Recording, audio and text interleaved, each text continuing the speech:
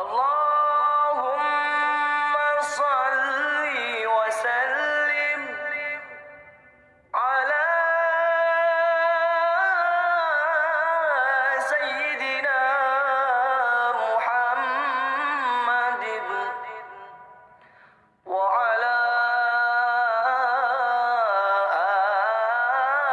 ali Sayyidina Muhammad.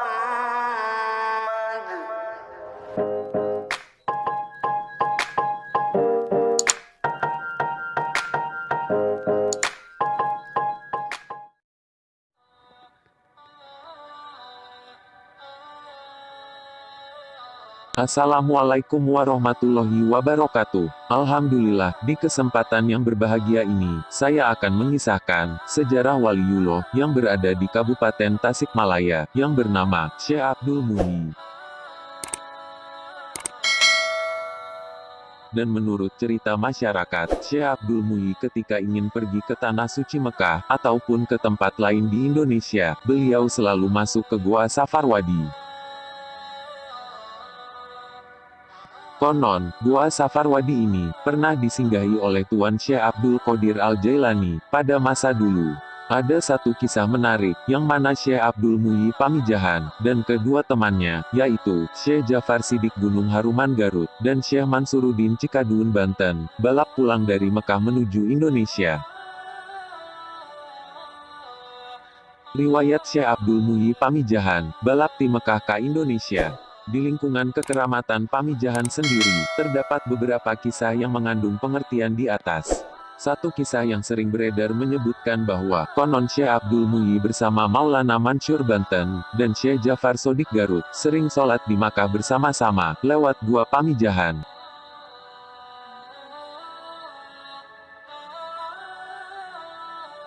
Ketiga orang itu memang dikenal mempunyai ikatan persahabatan yang sangat erat. Kisah supranatural lain di lingkungan kekeramatan Pamijahan adalah kisah yang menjadi muasal diharamkannya merokok di lingkungan tersebut. Menurut kepercayaan masyarakat, pada suatu hari Syekh Abdul Muhyi dan Maulana Mansur, juga Syekh Jafar Siddiq, sedang berada di Makkah hendak pulang ke tanah Jawa. Ketiganya kemudian berunding tentang pemberangkatan, bahwa siapa yang sampai lebih dulu di Jawa, hendaklah menunggu salah seorang yang lain di tempat yang telah ditentukan. Lalu berangkatlah ketiga sahabat tersebut dengan cara masing-masing, yakni, Syekh Maulana Mansur berjalan di atas bumi sedangkan Syekh Abdul Muhyi di bawah bumi, dan Syekh Jafar Siddiq terbang di angkasa, ketiganya sama-sama menggunakan kesaktiannya. Namun, ketika Syekh Abdul Muhyi sedang berada dalam perjalanan di bawah laut, tiba-tiba ia merasa kedinginan, lalu berhenti sebentar. Sewaktu hendak menyalakan api, dengan maksud untuk merokok, tanpa disangka muncul kabut yang membuat sekelilingnya jadi gelap. Ia terpaksa berdiam diri menunggu kabut tersebut menipis sambil merokok. Namun kabut itu ternyata semakin menebal. Akhirnya ia teringat bahwa merokok itu perbuatan yang makruh. Segeralah Syekh Abdul Muhyi bertobat kepada Allah Subhanahu wa Ta'ala. Bersamaan dengan itu, kabut pun menghilang, dan akhirnya ia bisa berangkat lagi meneruskan perjalanannya. Dan dikarenakan kejadian itu, Syekh Abdul Muhyi Pamijahan telat dan yang pertama sampai di Pulau Jawa adalah Syekh Jafar Siddiq Gunung Haruman Garut. Dan disusul oleh Ayah Mansuruddin Banten. Mulai saat itulah Syekh Abdul Muhyi menjauhkan diri dari merokok, bahkan bisa dikatakan mengharamkan rokok untuk dirinya. Sedang kepada keluarga dan pengikutnya, ia hanya melarang mereka merokok sewaktu di dekat dirinya. Oleh karena itu, di daerah Pamijahan ada tempat tertentu yang dilarang secara adat untuk merokok, khususnya tempat yang berada di sekitar makam Syekh Abdul Muhyi. Adapun batas-batas wilayah larangan merokok antara lain, sebelah timur daerah Kaca-Kaca, sebelah barat jalan yang menuju ke gua, dimulai dari Masjid Wakaf, sebelah selatan dimulai dari Makam Dalem Yudanagara,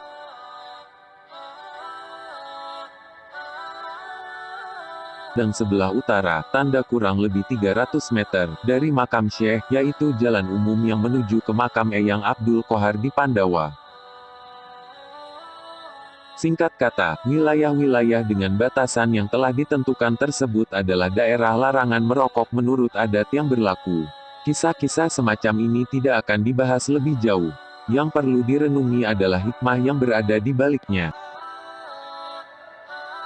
Sebab, setiap cerita yang ada pada dasarnya, menunjukkan keluasan ilmu, keluhuran pribadi, dan kemuliaan pengabdian Syekh Abdul Muhyi kepada masyarakat, dalam perjuangannya mengajarkan prinsip-prinsip Islam,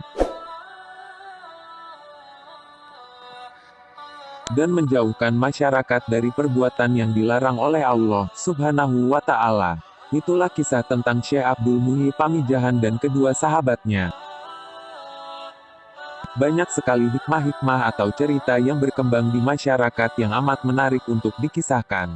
Semoga dengan meriwayatkannya sejarah waliullah, kita semua kelak dapat berkumpul bersamanya. Wassalamualaikum warahmatullahi wabarakatuh.